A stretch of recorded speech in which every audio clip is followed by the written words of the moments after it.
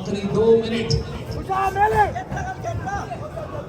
इस बार निशांत की पकड़ पर एकाग्रता नहीं रहा, कंसंट्रेशन नहीं रहा। 23-32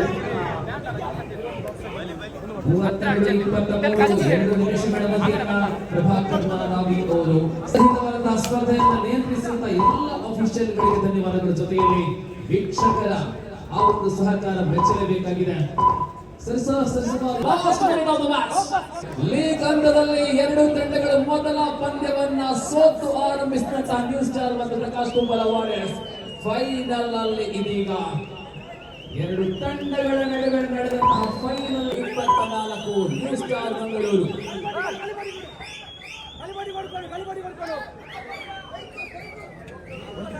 ಅಂತಿಮ